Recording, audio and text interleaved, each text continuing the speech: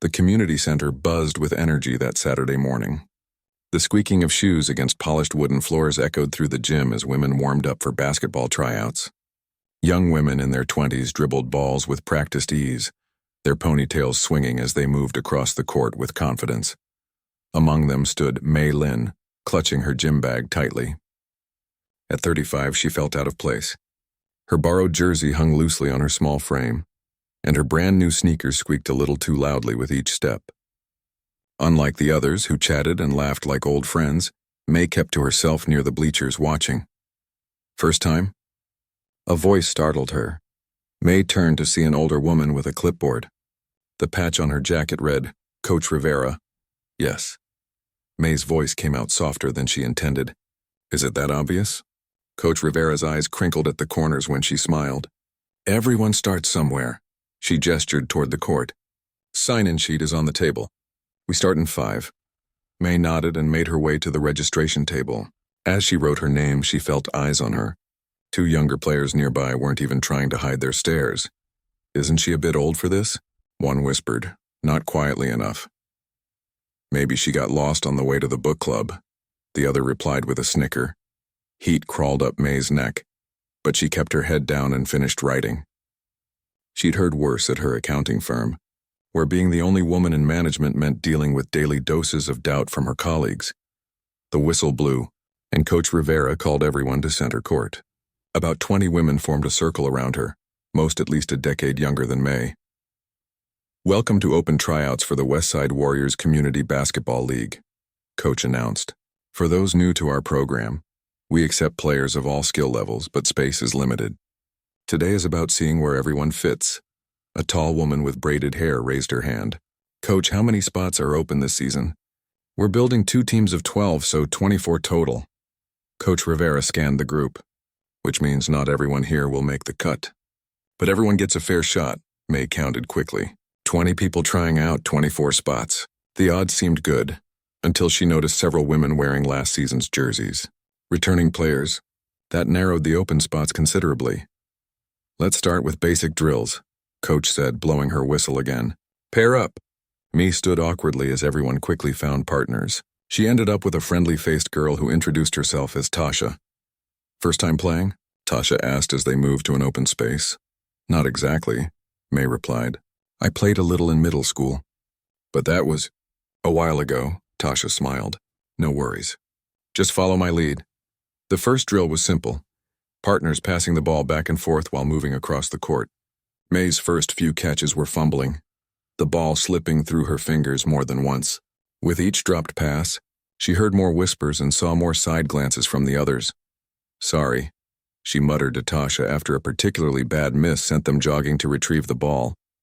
It's cool, Tasha said, but Mei noticed her glancing hopefully at other pairs. Next came dribbling drills. Coach Rivera demonstrated, her hands moving with practiced skill despite her age.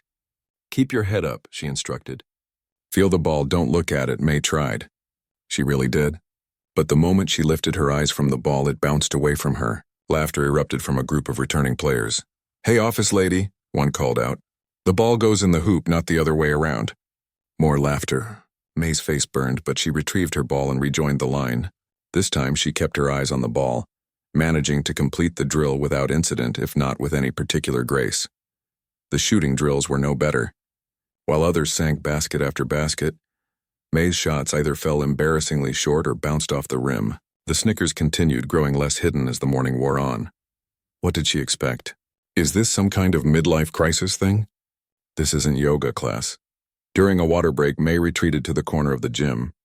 What was she thinking? She hadn't touched a basketball in 20 years. Not since 8th grade when she'd been cut from the team. Back then, she'd given up, turning to books and numbers instead. Now here she was, making a fool of herself all over again. She glanced at the exit door. No one would notice if she slipped out now. She could go home, delete the basketball training videos from her watch list, and pretend this morning never happened. As she contemplated escape, she noticed Coach Rivera watching her from across the court. Not with pity or amusement like the others, but with something else, curiosity maybe? Their eyes met, and Coach gave a small nod as if to say, "You're still here, good." Mei took a deep breath. She'd promised herself she'd try. Really try this time. Not give up at the first sign of difficulty like she had as a teenager. After her divorce last year and the promotion that left her with plenty of money but few friends, she'd made a vow to push herself out of her comfort zone.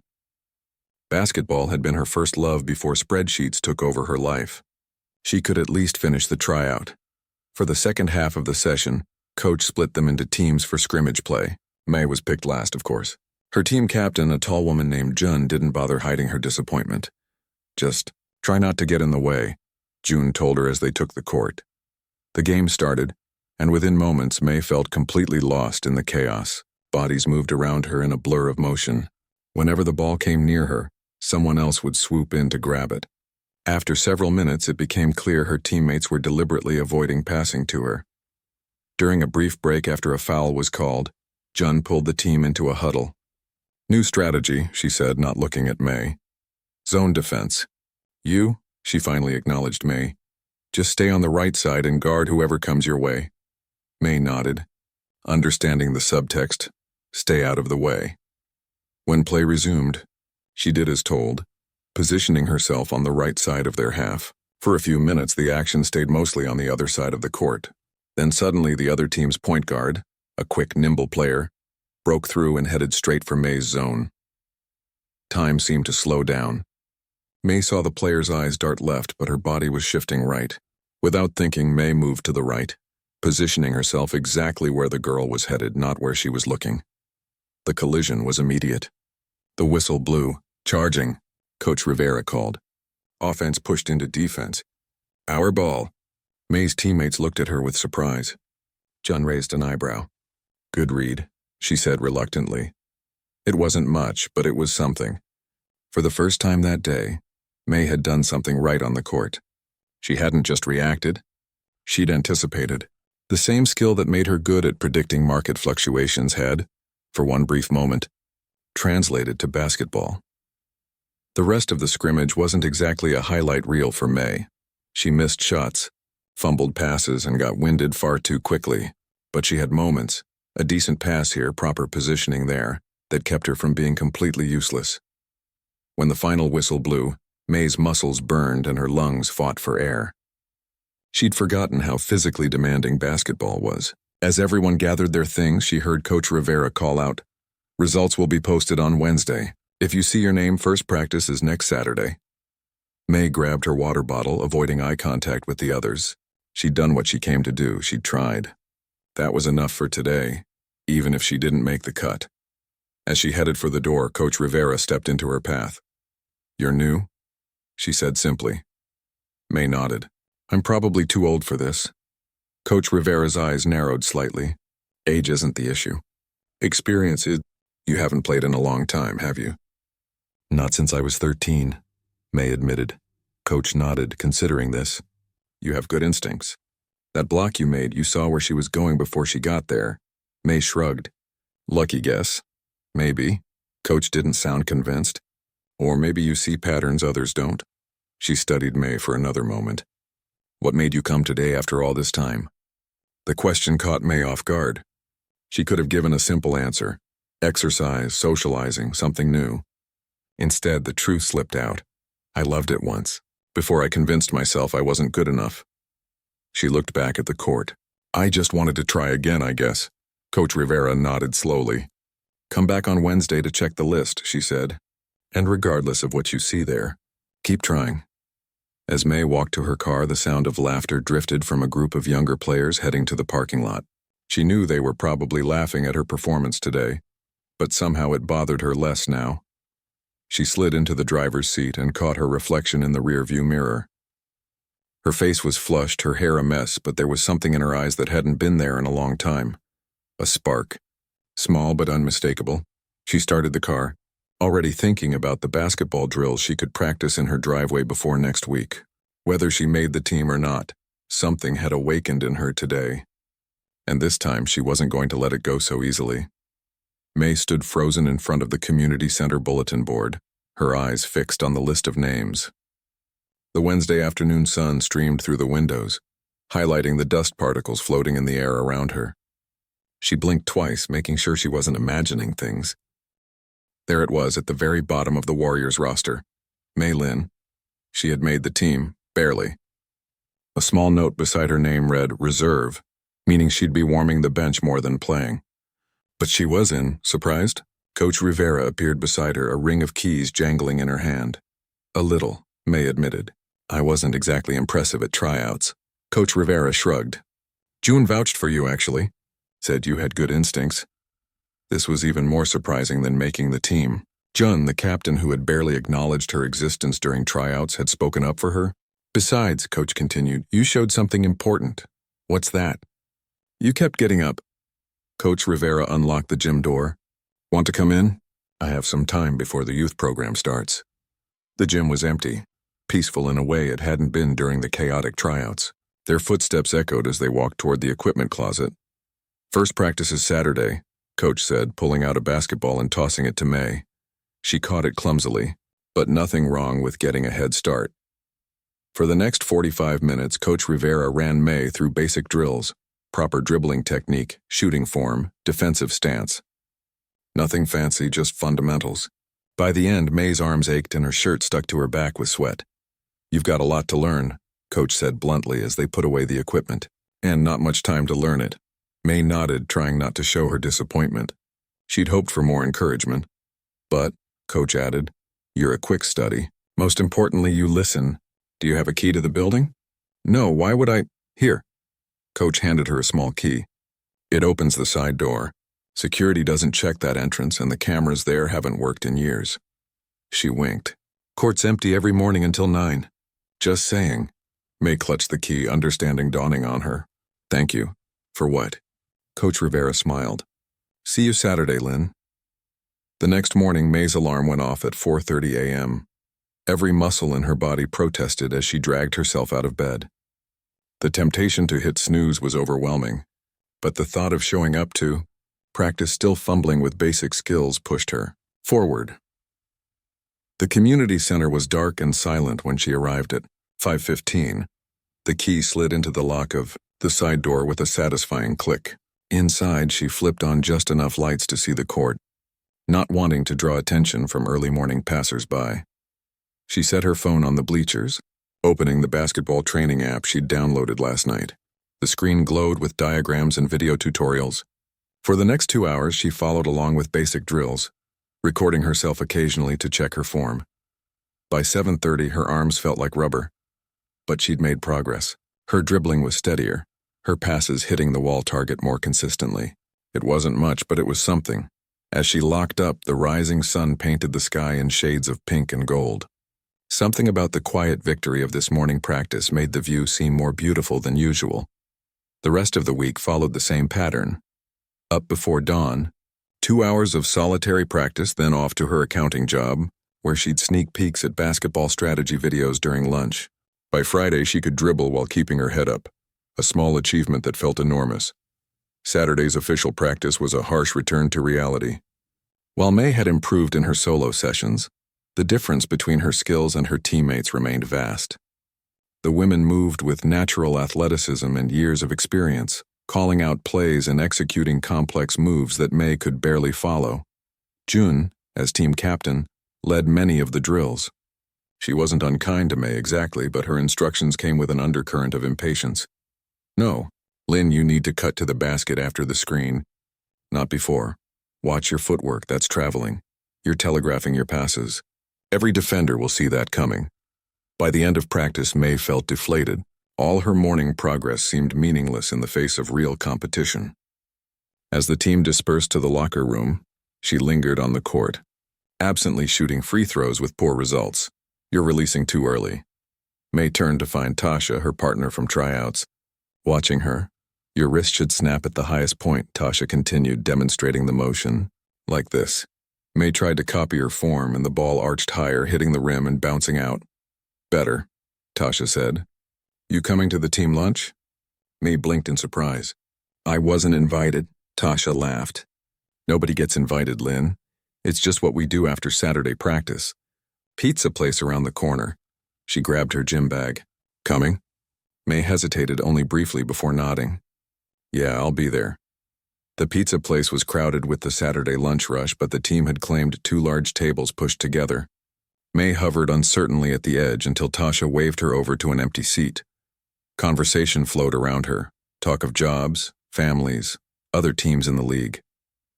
May mostly listened, learning that Jun was a physical therapist. Tasha taught third grade and most of the women had been playing together for several seasons. So, Lynn, June said suddenly, turning the attention to May. What's your story? We don't get many new players your age. The table quieted, all eyes turning to her. May swallowed hard. Not much to tell. I work in corporate accounting. Got divorced last year. Needed something new. Why basketball? Asked another player, a woman named Riley. Why not something easier like tennis or golf? May considered the question. The true answer felt too personal to share with these near strangers. How could she explain that basketball represented a road not taken, a passion abandoned too easily in youth? How when her marriage ended, she realized she'd spent 15 years being who her husband wanted and now had no idea who she actually was. Instead, she shrugged. I played a little as a kid. Thought it might be fun to try again. June studied her with narrowed eyes. Must be more to it than that. You're putting in extra time. May looked up, startled. How did you know? I work early shifts at the clinic sometimes, Jun explained. Saw the gym lights on Thursday morning. Peeked in and saw you drilling layups. May felt her cheeks grow warm. Just trying to catch up. Jun nodded slowly as if reassessing her. Respect for the hustle, she said finally. Most reserves just show up for games and hope for minutes. The conversation moved on, but something had shifted. No one was exactly rolling out the welcome mat, but they'd stopped looking at her like an intruder. The following weeks fell into a rhythm. Morning solo practices, Saturday team practices where May mostly watched from the sidelines, absorbing plays and strategies, occasional tips from teammates who noticed her efforts. Coach Rivera rarely singled her out during team sessions, but would sometimes appear during May's morning practices, offering quiet guidance before disappearing. Progress came in tiny increments. A successful drill here, a decent shot there. Nothing dramatic, nothing that would make anyone call her a good player. Just enough to keep her coming back. The Warriors played their first 3 games without May seeing a single minute of court time.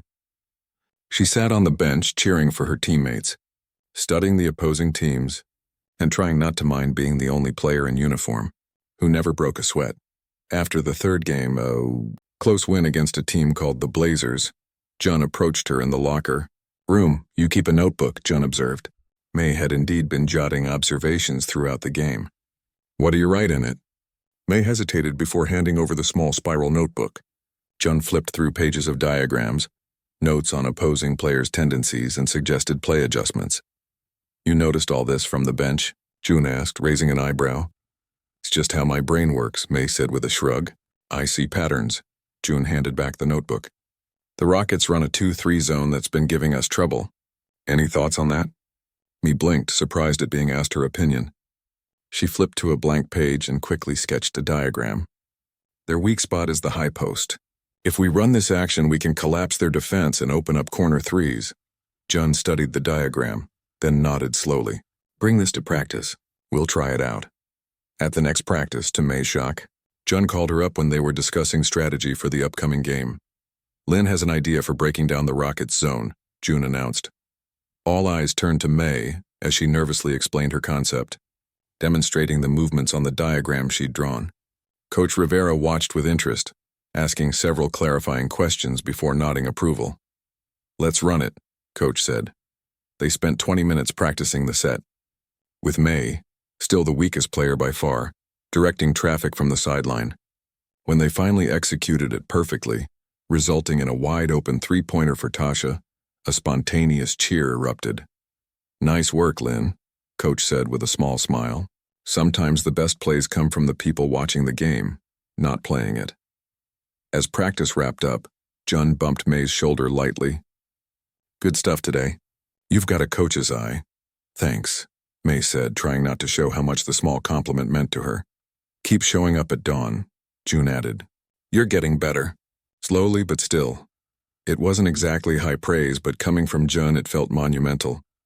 That night May sat on her living room floor, a basketball resting beside her, her notebook open to a fresh page. She wrote at the top, areas to improve, followed by a detailed list of skills she needed to develop. Next to it, she started a new list. Strengths. It had only one item so far. Seize patterns. It wasn't much, but it was something. And sometimes something was enough to build on. The morning of the qualifying tournament dawned bright and cold.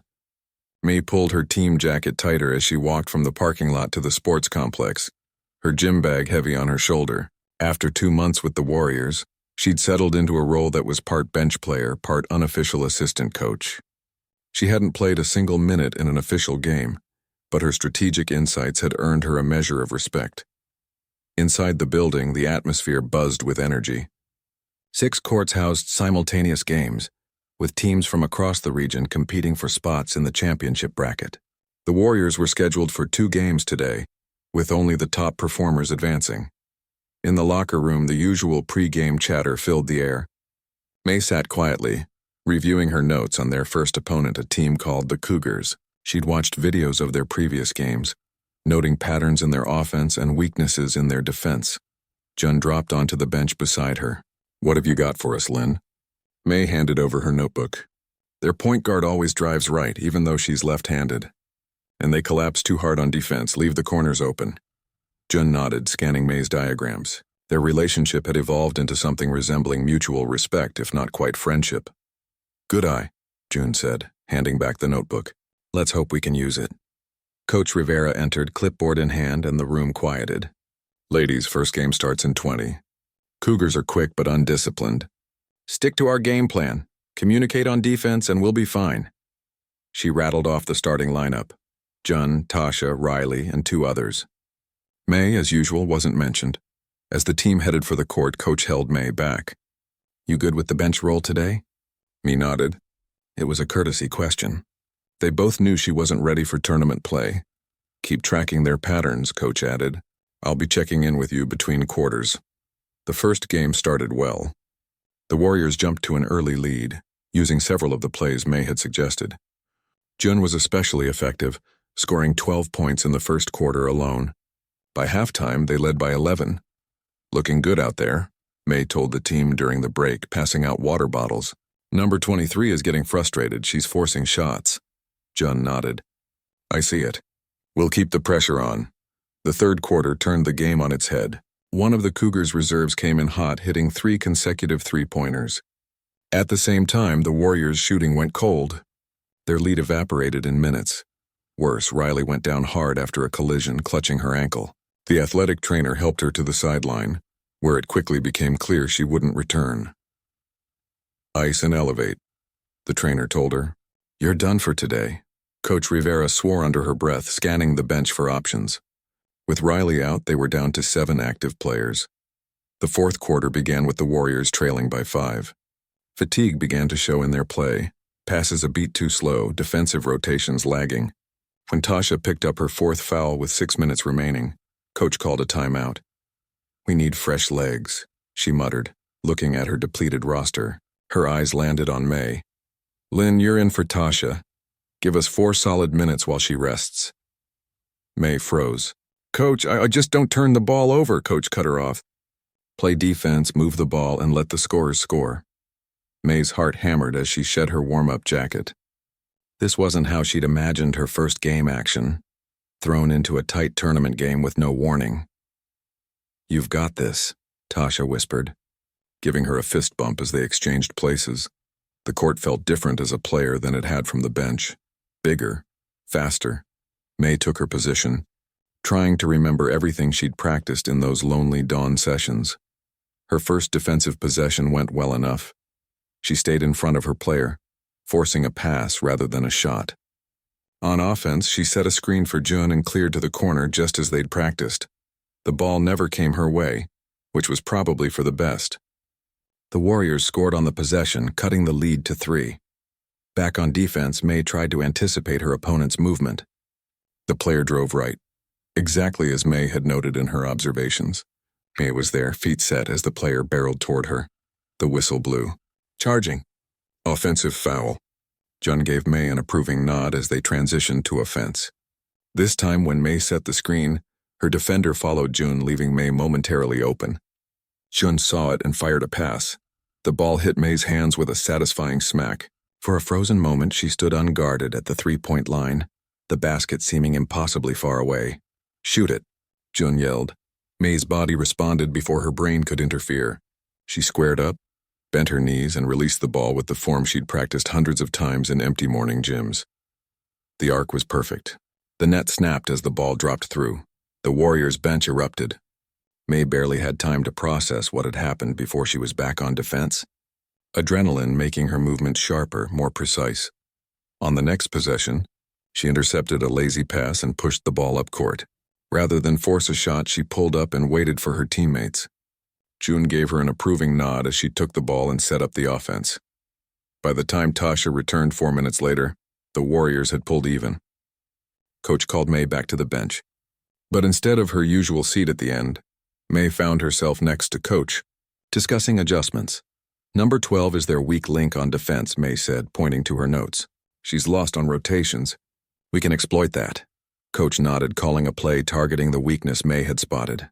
It worked perfectly, resulting in an easy layup for Jun. With a minute left, disaster struck again. Jun collided with a Cougar player and fell hard, blood streaming from her nose. She waved off concerns but was required to leave the court until the bleeding stopped. "Lynn," Coach barked. "Back in." This time, May didn't hesitate. The game was tied, the pressure immense, but something had shifted inside her. The endless practice, the morning drills, the hours of studying game film. It was all there, waiting to be used. In the final minute, she grabbed a defensive rebound and made a perfect outlet pass that led to a fast break score. On defense, she stayed connected to her player, preventing an easy shot. With 10 seconds left and the score tied, Coach called timeout. "Last shot is ours," she told the huddle. "Tasha, you're our best option off the dribble. Everyone else has spaced the floor." The players nodded, but as they returned to the court, May caught Tasha's eye. "Number 23 overplays right-handed drivers," she said quickly. "If you attack her left shoulder instead of right, she'll be off balance." Tasha gave a small nod.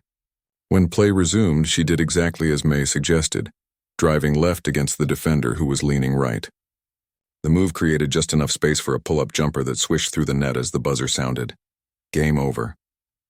Warriors win. The team erupted in celebration surrounding Tasha.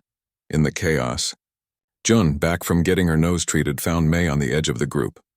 "That was your read," Jun said, nodding toward Tasha, who was being lifted onto teammates' shoulders. "You saw the defender's tendency." May shrugged, uncomfortable with the recognition. "Just something I noticed." "Well, keep noticing," Jun said, giving May's shoulder a squeeze. "The three you hit changed the momentum. And that charge you took, textbook." Before May could respond, Coach Rivera approached, her usually stern face sporting a rare smile. "Not bad for a first outing, Lynn," she said. "You've been holding out on us." May shook her head. "I just tried not to mess up." "You did more than that," Coach replied. "You played smart. Used your brain as much as your body." She glanced at her clipboard. "Our next game's in 2 hours. Stretch, refuel, and be ready. I might need you again." As Coach walked away, May felt a strange lightness in her chest. For the first time since joining the team, she wasn't just the bench warmer with good ideas. She was a player who had contributed to a win. The second game proved even more challenging than the first. Their opponents, the Knights, were bigger and more physical than the Cougars. June's nose continued to give her trouble, limiting her minutes. Riley remained sidelined with her ankle injury. By the third quarter, May found herself playing significant minutes. The initial awkwardness had faded, replaced by a growing confidence. She wasn't the fastest or most skilled player, but she was prepared, physically from all those morning workouts, mentally from all those hours studying the game. When she hit another three-pointer to cut the Knights' lead to 4, Tasha slapped her back as they ran down court. "Where have you been hiding that shot, Lynn?" May smiled, surprised by how natural this all felt. "Just needed the right moment, I guess." They lost the second game by 3 points, but their performance was strong enough to advance to the next round. As the team gathered their things, the mood was positive despite the loss. "We've got work to do before the championship bracket next week," Coach told them. "But today showed me something important. We've got depth. People stepped up when we needed them." Her eyes found May. "Sometimes talent isn't just about who jumps highest or runs fastest. Sometimes it's about who sees the game differently, who makes others better by understanding what's happening before it happens." On the way to the parking lot, several teammates walked alongside May, chatting about the games, including her in ways they never had before. She'd scored only 6 points total, but they weren't looking at her as the awkward newcomer anymore. They were looking at her like a basketball player. As May drove home, the setting sun painting the sky in brilliant oranges and pinks, she replayed moments from the day in her mind. The defensive stand, the perfect pass, the three-pointer that felt so right leaving her hands. For the first time in years, maybe ever, she felt she belonged somewhere. Not because she was trying to fit in, but because she'd found a place where her unique way of seeing the world was valuable. Tomorrow, she'd be back in the gym at dawn. But today, for this moment, she allowed herself to simply enjoy the feeling of having crossed a threshold she'd once thought impossible. 3 weeks after the qualifying tournament, May sat at her desk staring at spreadsheets that once consumed her days but now seemed less interesting than the basketball playbook tucked in her drawer. The office hummed with the usual Monday morning energy, but May's mind was still on yesterday's practice, where Coach Rivera had introduced a new offensive set specifically designed to utilize May's unique skills. "Hey, Lynn," her coworker Danny popped her head over the cubicle wall. "Isn't that you?" She held up her phone, showing the community newspaper's website. May squinted at the screen, then felt her cheeks flush. There she was in mid-shot form under the headline, "Accountant Athlete, Local Woman Defies Expectations on the Court." "Let me see that," May said, taking the phone.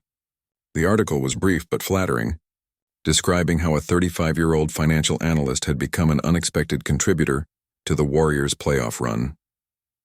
"You never told us you were a basketball star," Danny said, grinning. "I'm not," May replied, handing back the phone. "I barely play. That's not what it says here." Lynn's analytical approach to basketball has transformed the Warriors' strategy. "Sounds pretty impressive to me." May's boss walked by, giving her a curious look. "Is that why you asked for those specific days off? For basketball games?" May nodded, expecting a reprimand about priorities and professionalism. Instead, her boss smiled. "Good for you, Lynn. We're all getting too old to try new things," and she paused. "Maybe put a schedule on the break room bulletin board. Some of us might come watch." By lunchtime, the article had circulated throughout the office. Colleagues who'd barely spoken to May in 5 years suddenly wanted to hear about her secret athletic career. It felt strange, almost as strange as the changes on the court. Since the tournament, May had gradually shifted from bench warmer to regular rotation player. She wasn't a star by any means, but Coach had carved out a specific role that played to her strengths: court vision, basketball IQ, and increasingly reliable outside shooting. Her early morning solo practices continued, but now teammates occasionally joined her. Tasha came for shooting drills. Jun worked with her on defensive positioning. Even Riley, the team's most naturally gifted athlete, sought her advice on reading opposing defenses. After work, May stopped by the community center, drawn there even though no practice was scheduled. To her surprise, the gym wasn't empty. 4 teenage girls were shooting around on one half of the court. "Excuse me?" one called as May walked in. "Are you May Lynn, from the Warriors?" May paused, startled. "Yes?" The girl nudged her friends. "Told you it was her?" She turned back to May. "We read about you in the paper. My mom said you're like super smart about basketball." "I wouldn't say super smart," May replied, uncomfortable with the attention. "Could you watch us play for a bit?" Another girl asked. "Give us some tips. We've got a school tournament next week." May hesitated. She was hardly qualified to coach anyone, but the hope in their eyes made her nod. "I can stay for a little while." What began as a few quick pointers evolved into an impromptu coaching session. May found herself explaining concepts she'd learned over the past months: spacing, defensive rotations, reading screens. The girls listened with surprising attention, trying to implement her suggestions immediately. "You're really good at explaining things," one girl said as they wrapped up. "Way better than our actual coach. You should start a camp or something," another added. "For people who think they're too old or not athletic enough." May laughed. "I'm still learning myself." "Yeah, but you understand what it's like to not be naturally good," the first girl said, then winced. "Sorry, that came out wrong." "No, you're right," May replied, surprising herself with the admission. "I have to work twice as hard for half the results. But that means I really understand the fundamentals." As the girls left, promising to come to the Warriors' next game, May found herself reflecting on her journey. 6 months ago, she would have laughed at the idea of coaching anyone in basketball. 6 months ago, she'd been a different person. Her phone buzzed with a message from Jun. Team meeting at my place tonight. 7 p.m. Important. Jun's apartment was already crowded when May arrived. The entire team had squeezed into the modest living room with conversations overlapping like a crowded court. Finally, Jun called when May entered. Our celebrity has arrived. May rolled her eyes. Very funny. I'm serious, Jun said, holding up a printout of the newspaper article. You're famous now, Lynn. What's this meeting about? May asked, trying to change the subject. Jun's expression turned more serious. Coach can't be here, but she wanted me to share the news. She paused, looking around the room. Riley's ankle isn't healing right. Doctor says she's done for the season. A murmur ran through the team. Riley was their second highest scorer and best rebounder. Losing her before the championship tournament was a major blow. That's not all, Jun continued. Tasha's got that teaching conference the same weekend as the semifinals. She can't miss it, job requirement. The murmurs turned to groans. 2 starters potentially missing for the most important games of the season. So what's the plan? Someone asked. Jun's eyes found May. We adapt. We get creative. We lean on our full roster. She stood. Lynn, get up here. Confused, May joined Jun at the front of the room. Tell them what you told me after practice yesterday, Jun said. About the flex offense variation. Put on the spot. May hesitated before explaining the strategic adjustment she'd been considering, a modified offensive system that relied less on individual athleticism and more on precise ball movement and timing. With Riley out, we can't win the same way, she concluded. We need to change our identity, become a team that wins with brains, not just bodies. When she finished, the room was quiet for a moment. Then Coach Rivera's voice came from the doorway, where she'd slipped in unnoticed during May's explanation. That, Coach said, is exactly what I was thinking. Over the next 2 weeks, the Warriors essentially rebuilt their offensive and defensive systems around May's concepts. Practice sessions ran longer, with players drilling the new movements until they became second nature. May found herself in an unexpected leadership position, often directing drills alongside Coach and Jun. Her analytical mind, once mocked, had become the team's greatest asset in the face of adversity. The first game without Riley was rough, with the team struggling to find rhythm in their new system. They lost by 12 points. The second game was closer, a 5-point loss but with clear signs of improvement. It's coming together, Coach told them afterward. Keep trusting the process. By the third game, something clicked. The ball zipped around the court with purpose. Players moved in sync, finding open spaces before defenders could react. They won by 15 points, with 6 different players scoring 8 or more points. This is Mayball, Tasha declared in the locker room after the victory. Beautiful, brainy Mayball. The nickname stuck. At the next practice, Jun arrived with shirts for everyone. Plain white tees with ME ball printed across the chest. Seriously? May said, embarrassed by the attention. Seriously, Jun replied. Every good system needs a name. As the championship tournament approached, local interest in the Warriors grew. The community paper ran another article, this one focusing on the team's strategic transformation. May found herself reluctantly doing an interview, trying to deflect credit to her teammates and coach. But it was your idea, the reporter pressed. This whole new approach. It was born from necessity, May explained, and it only works because everyone bought in. Basketball is a team sport, always has been, always will be. The reporter seemed disappointed by her modesty. Still, it must feel good to have such an impact, especially when, he checked his notes, you were initially mocked by teammates for your lack of experience. May's stomach tightened. She hadn't shared that part of her story. Who told you that? Coach Rivera, he said. She thought it was important to the narrative. From ridicule to respect was how she put it. May would have to talk with Coach about that. But before she could respond, the gym doors burst open, and a group of middle school girls flooded in, led by the teens May had advised weeks earlier. Ms. Lynn, one called. We won our tournament, just like you said we would. As the girls excitedly recounted their victory, the reporter watched with interest, scribbling in his notebook. May knew this would only add to the story he was crafting, but somehow, Seeing the girl's enthusiasm made her mind knot. Later that evening, as May left practice, Coach Rivera fell into step beside her in the parking lot. "Sorry about the reporter," Coach said. "Should have warned you." May shrugged. "It's fine, though I wish you hadn't told him about the early days." Coach studied her for a moment. "You know why I did, right? It's not just about basketball, Lynn. It's about showing people that mockery doesn't have to be the end of the story." May thought about the teenage girls, about the growing number of spectators at their games, about her co-workers who now talked about trying new things themselves. "I get it," she said finally. "Still feels weird being held up as some kind of example." "Get used to it," Coach replied with a rare smile. "Championship game is next Saturday.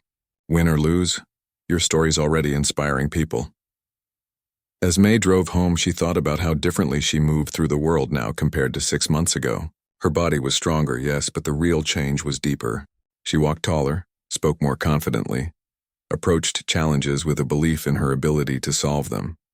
Basketball had changed her, but not in the way she'd expected. It wasn't about becoming an athlete. It was about becoming fully herself, a person who could face mockery, push through inadequacy, and emerge on the other side. Not just surviving, but thriving.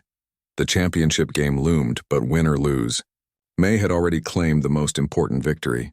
She'd found her voice, her strength, and her community. She'd rewritten a story that had seemed finished long ago, and she was only just getting started. The morning of the championship game, May woke before her alarm. Sunlight hadn't yet broken over the horizon as she slipped out of bed, her body moving through the familiar routine she'd established over the past 6 months. But today felt different, heavier with meaning, lighter with possibility. In the kitchen, she found a stack of messages on her phone. Good luck texts from coworkers. A photo from the teenage girls' team she'd been informally coaching, all wearing homemade Mayball t-shirts. Even a brief note from her ex-husband saw the article. "Proud of you." The last message was from Coach Rivera, sent at 4:30 a.m. "Court's yours until 7, make it count." The community center was peaceful in the pre-dawn quiet. May flipped on just enough lights to see the court, then started her warm-up routine. Stretching, light jogging, form shooting. Each motion felt charged with purpose. She was halfway through her shooting drills when the door opened. Jun walked in, followed by Tasha, who had managed to reschedule her teaching conference. One by one, the entire team filed in, still yawning and clutching coffee cups. "What are you all doing here?" May asked, surprised. Jun shrugged. "Championship preparation. Your way." For the next hour, they ran through May's morning routine together, not just shooting drills and conditioning, but the visualization exercises she'd developed, the mental rehearsal of game situations, the calm focus on process rather than outcome. "I get it now," Riley said, watching from the sidelines, her injured ankle in a brace. "Why you improve so fast. It's not just about reps. It's about purposeful practice." As they wrapped up, Jun gathered everyone in a circle. "Whatever happens tonight, we've already won something important. We've become a different kind of team, one that values every player's contribution, not just the flashy ones." She looked at May. Some of us needed that lesson more than others. By evening, the gymnasium was packed beyond capacity. The championship game had drawn not just the usual families and friends, but curious community members who'd read about the Warriors' transformation. Me spotted her entire accounting department in one section, wearing hastily made signs with basketball-themed math jokes. The opposing team, the Titans, had dominated the league for 3 straight seasons. Their roster was stacked with former college players, all at least a decade younger than May.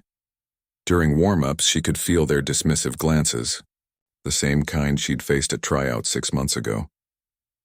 "They think we're a cute story," Tasha muttered as they returned to the bench. "Not a real threat." "Good," May replied. "Let them underestimate us." In the locker room, Coach Rivera's pre-game speech was brief. "You know the game plan. You've prepared for this moment. Trust each other, trust the system, and remember, calculate the angles." The team finished in unison, having adopted May's mantra. The first quarter was a wake-up call for both teams. The Warriors' unconventional offense caught the Titans off guard, resulting in a flurry of open shots that built an early lead. But the Titans' raw athleticism kept them in the game. their fast break slicing through even the Warriors' well-positioned defense. By halftime, the Warriors led by 4 points, but fatigue was showing. In the locker room, players slumped on benches, breathing hard. "They're going to adjust," John warned. "Second half will be tougher." "Then we adjust too," May said, pulling out her notebook. She quickly diagrammed a modification to their defense, designed to slow the Titans' transition game without sacrificing their own offensive flow. Coach studied the diagram, then nodded. "Let's try it." The third quarter proved John right. The Titans came out with renewed focus and a defensive scheme specifically designed to disrupt the Warriors' ball movement. Slowly, the lead slipped away. Worse, with 4 minutes left in the quarter, John collided with a Titan player while fighting for a rebound. She hit the floor hard, clutching her knee. The gym went silent as the trainer rushed out. After a brief examination, John was helped to the bench, unable to put weight on her leg. "It's bad," she told Coach, her face tight with pain. "I can't go back in." Losing their captain and best player sent a ripple of panic through the team. As Coach called a timeout, the Warriors huddled together, faces grim. "We've been here before," Coach reminded them. "Adversity isn't new to us." "Jun, who's taking your spot?" Without hesitation, Jun pointed at May. "Lynn's running the show now." Coach nodded. "Lynn, you're our floor general. Call the plays, control the tempo. The rest of you, execute and communicate. We can still win this." As they returned to the court, May felt the weight of Jun's trust of the team's expectations. 6 months ago, she would have crumbled under the pressure. Now she embraced it. "Flex series," she called, signaling the offense they'd need. Patient, purposeful. Find the open player. The Warriors responded to her leadership, settling back into their rhythm. May directed traffic, positioning players like pieces on a chessboard, finding the mismatches the Titans' defense created. When they collapsed on Tasha in the post, May slipped to the corner for an open three. When they overplayed the perimeter, she hit the cutter for an easy layup. By the end of the third quarter, the Warriors had regained a small lead, but the final period would test everything they'd built together. The fourth quarter became a chess match. Each team made adjustments, countered the other's moves, exploited temporary advantages. The lead changed hands 6 times in 8 minutes.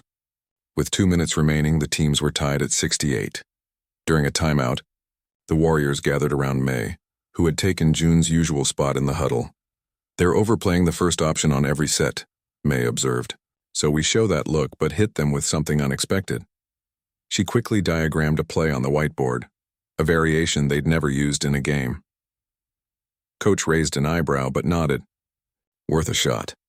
When play resumed, the Warriors ran May's play to perfection. The Titans, anticipating their usual movement, were caught flat-footed as Tasha cut backdoor for an uncontested layup. On the next defensive possession, May anticipated a screen before it happened, calling out the switch early and disrupting the Titans' timing. The shot clock expired before they could get a good look. Back on offense, the Warriors ran the same play but with a different wrinkle.